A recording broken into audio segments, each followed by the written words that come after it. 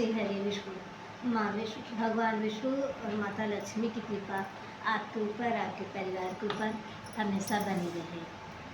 दोस्तों, हम अपने चैनल में आपका स्वागत करते हैं।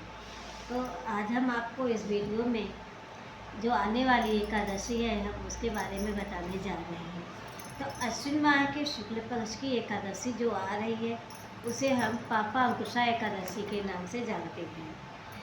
तो पापा अंकुशा एकादशी तो अपने में ही एक संपूर्ण अर्थ है कि पापों पर अंकुश करने वाला।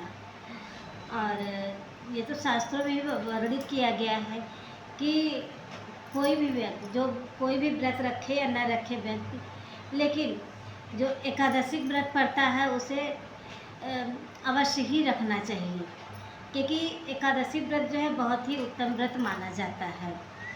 और एकादशी का व्रत करने से हमें भगवान विष्णु के पद्मनाभ स्वरूप का जो है कि आशीर्वाद प्राप्त होता है।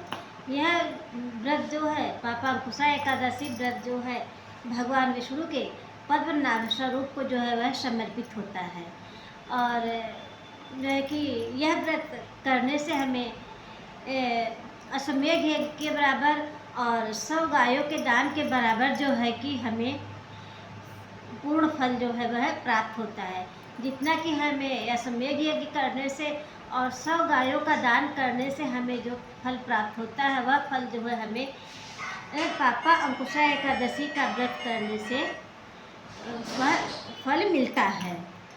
तो यह व्रत जो है कि करने से हमें पापों से मुक्ति मिलती है।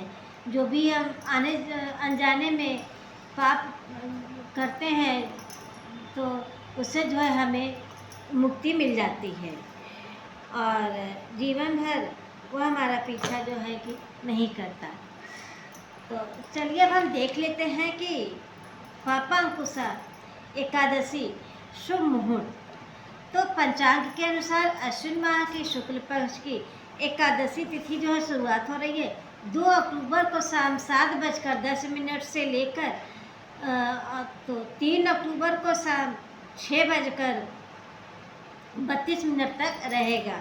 तो हिंदू धर्म में उदया तिथि बहुत महत्व माना जाता है। तो उदया तिथि को मानते हुए हम जो है कि 3 अक्टूबर को पापा अंकुशा एकादशी का व्रत धारण करेंगे और उसी दिन हम भगवान विष्णु और माता लक्ष्मी की पूजा और अर्चन करेंगे। इसके साथ साथ हम भगवान विष्णु के पद्मनाभ स्वरूप का भी पूजा और अर्चन करेंगे, जिससे हमें पद्मनाभ स्वरूप का जो है कि आशीर्वाद हमें प्राप्त हो सके। और जो है कि पापा अंकुशा एकादशी का जो है कि पारण हम शुभ मुहूर्त में करते हैं। तो पापा अंकुशा एकादशी व्रत पारण जो है करने का समय जो है सुबह 6:10 से लेकर 8:37 तक। तो हमें इस शुभ मुहूर्त के अनुसार जो है हमें पापा अंकुशा एकादशी व्रत का पारण जो है हमें कर लेना चाहिए। और पारण जो है हमेशा शुभ मुहूर्त पर ही करना चाहिए। पारण करने से पहले हमें दान दक्षिणा जो है कि अवश्य करना चाहिए। दान दक्षिणा बिना किए जो कि कोई भी हमें व्रत का जो है कि पूर्ण फल जो है हमें प्राप्त नहीं होता है। तो चलिए अब हम पापा अंकुशा एकादशी की पूजा विधि देख लेते हैं। तो हिंदू भक्त जो कि पापा अंकुशा एकादशी के दिन जो है वह मौन व्रत जो है का पालन करते हैं। और इस व्रत के दिन व्रतकर्ता को सुबह जल्दी उठकर स्नान इत्यादि करके जो है कि घर की साफ सफाई करके घर की साफ सफाई करके और जो है कि उस दिन आप स्वच्छ वस्त्र धारण करिए, पीला वस्त्र धारण करिए या लाल वस्त्र धारण करिए। और जो है कि धारण करके भगवान विष्णु की प्रतिमा रखिए। अगर आपके पास इनके पद्मनाभ स्वरूप का प्रतिमा है या फोटो है तो आप उसे रखिए, नहीं तो आप भगवान विष्णु की प्रतिमा को और माँ लक्ष्मी की प्रतिमा को आप स्थापित करिए और पूजा करिए। उनका धूप दीप अक्षत और फल फूल, पीले फूल और जो है कि रोली चंदन, तुलसी दल, पंचामृत चरणा मित्र और इत्यादि से धूप दीप नैवेद्य से आप उनका विधिवत पूजन और अर्चन करिए। उसके बाद जो है कि उन्हें दक्षिणा चढ़ाइए, चालीसा करिए, विष्णु स्तोत्र करिए। करते हुए अंत में आप आरती करिए और पूजा में की हुई गलतियों के लिए क्षमा मांगिए। इसके बाद अपने पूजा को आप समाप्त करिए और जो भी आप फल फूल रहे चढ़ाए हुए हैं प्रसाद में, उसके बाद आप अपने परिवारजनों में प्रसाद को आप वितरण करिए। और चलिए देख लेते हैं हम एकादशी के दिन हम क्या करना चाहिए और क्या नहीं करना चाहिए। तो हमें एकादशी के एक दिन पहले से द्वादशी लग जाता है, द्वादशी तिथि का पालन करना चाहिए।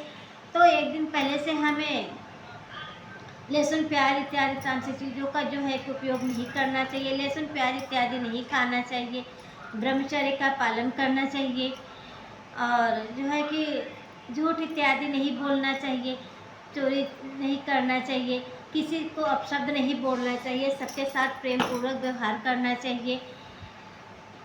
जो है कि हमें करना चाहिए, सबसे अच्छा व्यवहार करना चाहिए, भगवान का भजन करना चाहिए।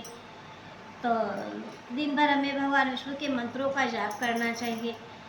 और जो है कि क्या नहीं करना चाहिए, हमें जो है कि हमें एक दिन पहले से जो है कि ब्रह्मचर्य का पालन करें और जो है कि हमें लहसुन प्याज नहीं खाना चाहिए, तामसिक चीज़ों से दूरी बनाए रखना चाहिए और जो है कि हमें किसी को अपशब्द नहीं बोलना चाहिए, प्रेम पूर्वक व्यवहार करना चाहिए सबके साथ। तो इन्हीं सब चीज़ों को जो हमें करना चाहिए। और जो है कि हमें पापांकुशा एकादशी का व्रत समापन जो है द्वादशी में ही होता है।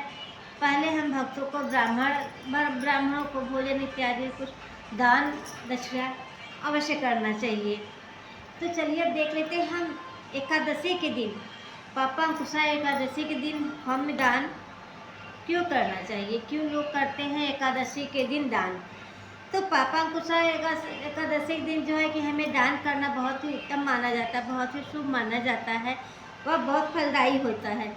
यदि कोई व्यक्ति जो है व्रत नहीं रख रहा है, व्रत नहीं कर रहा है, तो उसके बावजूद भी वह जो है कि ब्राह्मणों को भोजन करवाए, खाद्य पदार्थ दे, उन्हें दान दक्षिणा दे और अन्य आवश्यक चीज़ों का दान करे, उन्हें सम्मान प्राप्त करे।